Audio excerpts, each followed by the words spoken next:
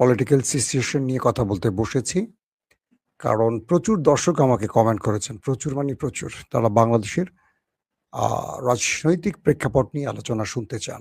বাংলাদেশ নিয়ে আমি আবারও বলছি যে আমার খুব পছন্দের বিষয় বাংলাদেশের রাজনীতি ছিল। কিন্তু ইদানিং আমার বাংলাদেশের রাজনীতি নিয়ে কথা বলতে সবচেয়ে অপছন্দ। কারণ কি জানেন? আমি যখন সাংবাদিকতার জায়গা থেকে আপনাদেরকে সত্য সংবাদগুলো দিতে চাইব, তখন বিশাল একটা সংখ্যা আমার বিপক্ষে চলে যাবে। তার প্রধান কারণ হলো প্রতিটি মানুষ সত্য নিরপেক্ষ সংবাদ দেখতে চায় না। তারা চায় তার পক্ষে যেন আমি কথা বলি বা তার দলের পক্ষে যেন আমার কথা যায়। যেদিন বাংলাদেশের মানুষ সত্য এবং নিরপেক্ষ সংবাদ শুনতে চাইবে, সেদিন বাংলাদেশের পুরো চেহারা পাল্টে যাবে। এখন ধরেন আমি যে কথাগুলো বলবো একটু পরে, কেউ না কেউ আমাকে কোনো পক্ষে ভাগ করবেন। কিন্তু কেউ চিন্তা করবেন না যে কথাগুলো বলছি এগুলো সত্য না মিথ্যা। হ্যাঁ, মাসুম হয়তো আমার দলের বিরুদ্ধে বলছে, অমুক বলে মাসুম হয়তো আমার দলের বিরুদ্ধে বলছে। আমার দল চিন্তা করেন। কেউ আমার দেশ চিন্তা করেন না। কেউ আমার দেশের জনগণ চিন্তাটা করেন না। এটাই হলো আমাদের পিছিয়ে পড়া বা ৫৪ বছরে বাংলাদেশ যে একটা অন্ধকারের দিকে যাচ্ছে তার প্রধান কারণ। দর্শক, আজকের প্রধান বিষয়টি কি আমাদের? গুপ্ত রাজনীতি। বাংলাদেশে আসলে গুপ্ত রাজনীতির যে নতুন সংজ্ঞা রচিত হচ্ছে, এটি কি নতুন একটি ডাইভার্সন হচ্ছে যে বাংলাদেশে এখন গুপ্ত দিয়ে কোনো একটি দলকে সাইজ করা হবে? নাকি বাংলাদেশ তার পেছনের ভুলগুলো থেকে শিক্ষা নেবে না? নাকি বাংলাদেশের এমন কিছু নিকট কি বলবো সমস্যা আছে যেগুলোকে দূর করার জন্য এই গুপ্ত রাজনীতিকে সামনে আনা হচ্ছে? যদি আমি খুলে বলি, বর্তমান যে নতুন সরকার এসছেন, এই সরকারের মধ্যে আমরা এখনো কোনো নতুন চমক দেখিনি। আমরা চমকের প্রত্যাশায় আছি। সরকারের এখনো খুব লম্বা সময় পার হয়নি। আশা করি সামনে অনেক লম্বা সময় তারা চমক দেখাবেন। কিন্তু চমক দেখাতে না পারলেও অনেক ব্যর্থতা আমরা ইতিমধ্যে দেখেছি।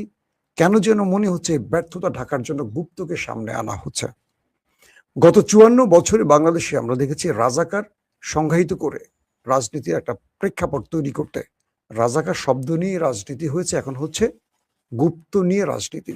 শেখ হাসিনা যখন রাজাকার শব্দটা উচ্চারণ করে ক্ষমতা হারালেন, তখন আজকের সরকারি দল এই রাজাকার শব্দটা বলতে আর সাহস পাচ্ছেন না।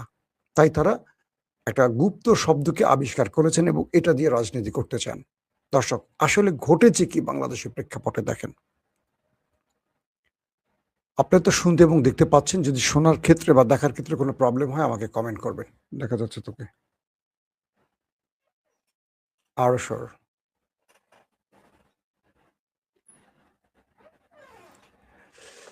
দর্শক, চিটাগংয়ের সিটি কলেজ, সেখানে একটি গ্রাফিতি দেয়ালের অঙ্কন ছিল। সেখানে ছাত্রলীগ নিষিদ্ধের দাবি তুলেছিল কোনো একটি ছাত্র সংগঠন, হতে পারে শিবির বা কোনো অন্য সংগঠন। তো ছাত্র রাজনীতি বা ছাত্রলীগের রাজনীতি এটার বিরুদ্ধে গ্রাফিতি তৈরি করা হয়েছিল। ছাত্রদল এই শব্দটি পছন্দ করতে পারেনি। তাদের অন্যতম প্রিয় ছাত্র সংগঠন ছাত্রলীগের বিরুদ্ধে ছাত্রদলের এই বক্তব্যটি পছন্দ হয়নি। তারা সেখানে গুপ্ত শব্দটা যোগ করে দিয়েছে, ছাত্র শব্দটা মুছে দিয়ে। প্রথম প্রশ্ন, ছাত্রলীগের রাজনীতি নিষিদ্ধের দাবি করলে ছাত্রদলের কষ্ট লাগবে কেন? নাকি তারা মুদ্রার এপিটোপিট নিজেকে মনে করছে? প্রথম প্রশ্ন। তারা ছাত্র শব্দটা মুছে দিয়ে গুপ্ত লিখল কেন? তাদের প্রায় ২০ বছরের সহযাত্রী ছাত্রদল, শিবির, বিএনপি, জামাত, এবং তারা এখন বর্তমানে ক্ষমতায় আছে। এই দেশকে এগিয়ে নিতে হলে এই দুটো দলকে বিভিন্ন ইস্যুতে এক প্ল্যাটফর্মে আসতে হবে এবং আসলেই তবে দেশ এগিয়ে যাবে। গত ৫৪ বছরে আমরা পারিনি বলে বাংলাদেশ পিছিয়েছে। তারেক রহমান চান দেশকে এগিয়ে নিতে। তারপর ছাত্র শিবিরের সভাপতি সেই গুপ্ত লেখাটির সামনে দাঁড়িয়ে ছবি তুলেছেন, ফেসবুকে পোস্ট করে ছাত্রদলকে ধন্যবাদ দিয়েছেন, উইশ করেছেন যে ছাত্রদল ভালো কাজ করেছে। অর্থাৎ শিবির এটাকে নিয়ে একটা নতুন খেলা খেলেছে। ছাত্রদল শিবিরকে কটাক্ষ করতে গুপ্ত লিখেছে, শিবির সেটার সামনে ছবি তুলে ফেসবুকে ছাত্রদলকে ধন্যবাদ দিয়েছে। ছাত্রদল নিতে পারেনি। কিরে, তোদেরকে তো খোঁচা মারার জন্য আমরা এটা করলাম, তোরা খুশি হয়ে আবার ছবি আপলোড দিলি কেন? ব্যাস, এক পক্ষের সাথে আরেক পক্ষের মারমুখে অবস্থান। খবরপত্রগুলো বলছে ছাত্রদল হঠাৎ করে এসে আক্রমণ করে। অধিকাংশ গণমাধ্যমের খবর দেখেছি, যেহেতু আমি সেই স্পটে ছিলাম না। এরপর দুই পক্ষের মধ্যে মারমুখী অবস্থান, এবং বিভিন্ন গণমাধ্যমে দেখেছি ক্রিজ, হকি স্টিক, বড় বড় দা, এটা কি বগিদা নাকি বলে বাংলাদেশে, এই দাগুলো নিয়ে খুব বয়স্ক বয়স্ক লোকেরা বস্তি থেকে ভাড়া করে লোক আনা হয়েছে, তাদেরকে নিয়ে হামলা শুরু করে একটি দল আরেকটি দলের উপর। একটি দল আরেকটি দলের উপর ধরে নেন আপনারা কোন দল কোন দলের উপর, সেটা আমি বলতে চাই না। এখন বলবেন, মাসুম ভাই আপনি কি করে বললেন যে বস্তি থেকে ভাড়া করা লোক? আসেন, খালেদা জিয়া কি বলছে আমরা এক নজর শুনে আসি তার বক্তব্যটা। তোমরা কিসের ছাত্র? কেন ছাত্র? তোমরা কেন ছাত্র দল করবে, বা তোমরা যুবদলই বা কেন করবে?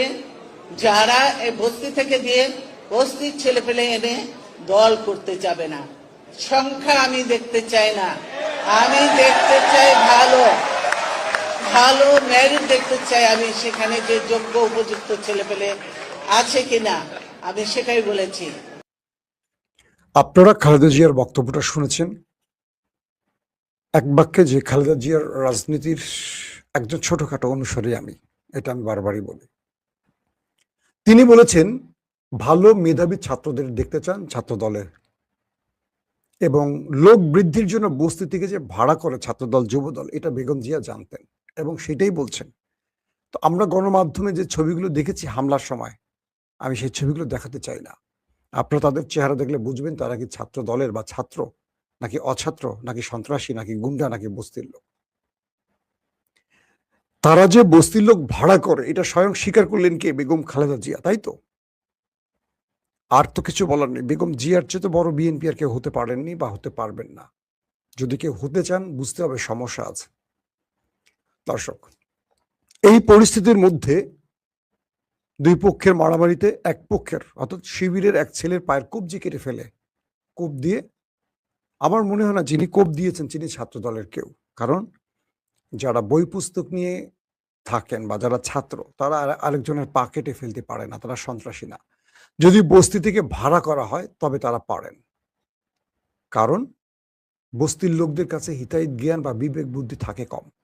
নাম্বার 2, বাংলাদেশের রাজনীতিতে গুপ্তের সংজ্ঞাটা আসলো কোত্থেকে? এক পক্ষের মনে হচ্ছে তো শিবির মূলত বাংলাদেশে নিষিদ্ধ ছিল আওয়ামী লীগের সময়, বিএনপি নিষিদ্ধ ছিল না। জামাত শিবির পুরোপুরি নিষিদ্ধ, বাংলাদেশে কোনো জায়গায় জামাত শিবিরের কোনো অফিস খোলা হয়নি।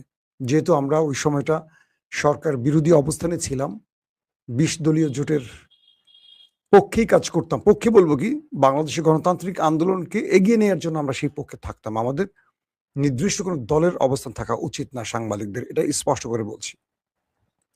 গণতন্ত্রের বিজয়ে বেগম জিয়ার নেতৃত্বে আমরা তখন কাজ করতাম। তিনি আমাকে ভালোবাসতেন, পছন্দ করতেন আমাদের এই সাহসী উদ্যোগের জন্য। কিন্তু অবাক লাগে, এই দুটো দল যারা 20টা বছর একসাথে ফ্যাসিস্টের বিরুদ্ধে লড়াই করেছে, লড়াইটা কি? সে দীর্ঘ লড়াই, 15-16 বছরের লড়াই। এই লড়াইতে বেগম জিয়াকে আমরা হারালাম, এই লড়াইতে অজস্র নেতাকে আমরা হারালাম। কত নেতা গুম খুন ক্রস ফায়ার হইলেন, হিসাব নেই। আমাদের আজকের প্রধানমন্ত্রী 18 বছর বাংলাদেশ থাকতে পারেননি, আসতে পারেননি, নিজের মাকে শেষ সময় দেখতে পারেননি, নিজের ভাইকে দেখতে পারেননি। এর চেয়ে মজলুম আর হয়? বেগম জিয়ার বাড়ির সামনে থেকে যেই বিএনপি, ছাত্রদল, যুবদল একটি বালুর ট্রাক সরাতে পারেনি, তারা আজকে প্রকাশ্যে ভোগিদা এটা নিয়ে সেটা নিয়ে রাস্তায় নামে। একটা ছোট্ট